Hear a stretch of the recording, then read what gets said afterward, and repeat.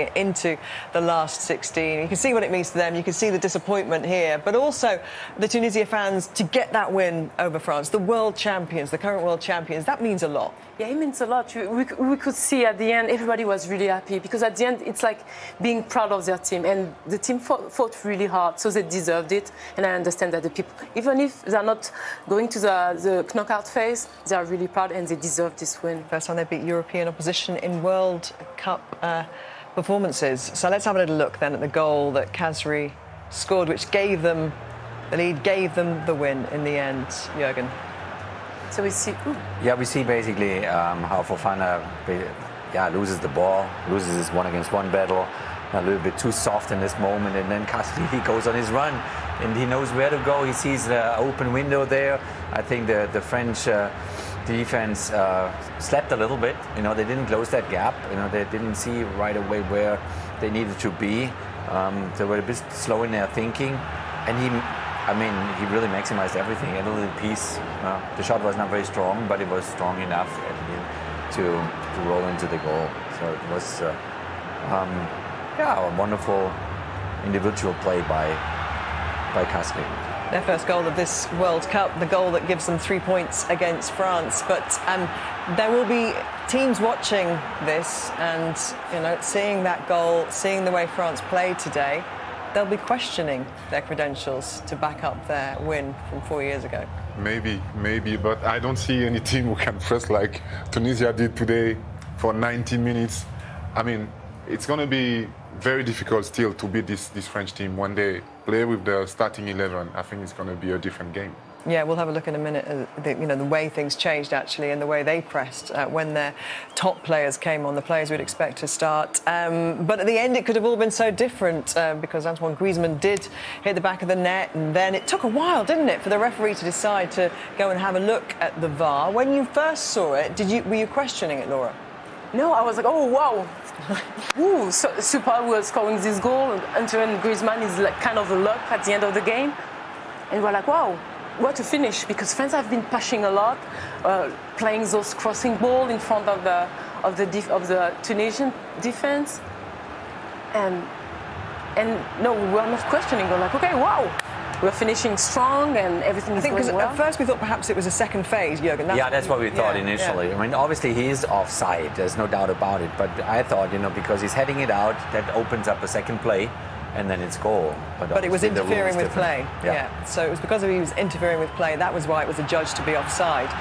Because actually, when you see it in real time, straight away, he's disappeared, hasn't he, at that point, Griezmann? He's come back in. Yeah. So that was a reaction from the Tunisia fans, which kind of just, I suppose it's the silver lining inside the cloud. They're not staying at this World Cup, but they have got that win against a team. 10 of their players who started today play in France. They know each other so well. So it's kind of like a mini battle within a World Cup almost, isn't it? And that deserve a huge compliment, Tunisia. But for all 3 games, I mean, even their loss against Australia, that game, they controlled the entire game, and Australia had one counter break, basically scored with one chance and got 3 points out of their game. So they deserve a huge compliment, Tunisia. Wonderful performance. Are you just putting this down to a blip for France, Didier? Are you just saying that this is not something that is representative of the team that you've seen in the first 2 games?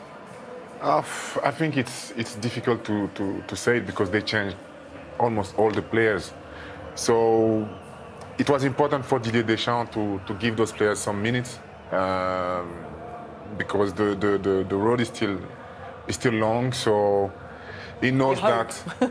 Sorry? You'd hope it was still long, but obviously it can kind of stall momentum, can't it? Exactly. This is stealing the momentum, but I really believe. You see his reaction after the game. He was congratulating Khazri. He was smiling. So he's going to go back to the camp and then start putting pressure again on the players. Again, like I said, they play in 4 days, so this was necessary. Yeah, just confirmation then. This is how Group D finished. France and Australia level on points, but the goals scored by France mean they top the group and Tunisia, in spite of their huge efforts here at Education City, couldn't make it out of the group because of that Matthew Leckie goal. So congratulations to the Socceroos, second time that they have made it out of the group into the knockout stages. I was just reading up on him. He said ahead of this World Cup that it would be great if they could get a win, he said, Australia, and maybe get out of the group. Well, they've got 2 wins, you know, and you were saying, you know, against the run of play against Tunisia, but congratulations to them, Jürgen. No, they found a way. They found a way to make it happen, and Australia, they are known for their fighting spirit, for their resilience, and they believe, you know, and they have such a good spirit in their group. They're giving everything to Matthew. I mean, this is a beautiful goal from Matthew Leckie. This is fantastic. Laura, it's 18 months since he scored for Australia the last time. He will never score a more important goal, probably, for his country. They may not win the World Cup, but at the end, they will always remember this goal. And when people will see him in the street, I'm sure they'll say, oh, you remember the goal that you scored? So it's massive, and they really deserve it. At the end, you know, when you play a World Cup or any big competition, is about the mental. It's not about your reputation. It's how much you are ready to win a game. And taking those chances, the chance that they took against Tunisia, you know, that in the end was, that header was the difference, wasn't it? Because it's as we've said, if you can't in the back of if you can't score goals, you're not going to get out of the group. That's exactly it, and I think they took their chances, and the few that they had, they took them, and they managed to secure first 3 points and then another one during this game, and I'm really happy for them because they deserve that. Just a little bit of news to bring you. You may have been reading media reports about Pele being admitted to hospital, but his daughter has posted on social media saying there was no emergency. He's been having treatment for cancer and that he's in hospital to regulate his medication, and she's planning on spending New Year with her father. So it sounds like, hopefully, from what she said, that everything is under control. Guys? Quite frustrating to see that Tunisia is pushing so much and they get chances, but they don't have the composure to finish their actions. I think if we have a goal here, I think it will change the narrative of the game. Tunisia are one of only 3 teams in this competition left who haven't scored yet, Mexico and Uruguay being the other ones. Can you see another 45 minutes for them without a World Cup goal? Well, you hope for a set piece. I mean, they had that opportunity. They had a set piece, it was goal, but unfortunately it was offside. But these kind of games, they're kind of waiting for this moment. It's a corner kick, a free kick or something like that. Because they really struggle that once they get close to the box, they lose a little bit their lightness in their minds because they're getting tired. They work so hard until they get in the final third. Once they're in the final third, then they don't know anymore what to do. And you kind of feel for them because you know how badly they want this goal, and they can actually make it happen today. Yeah, well, they can beat France.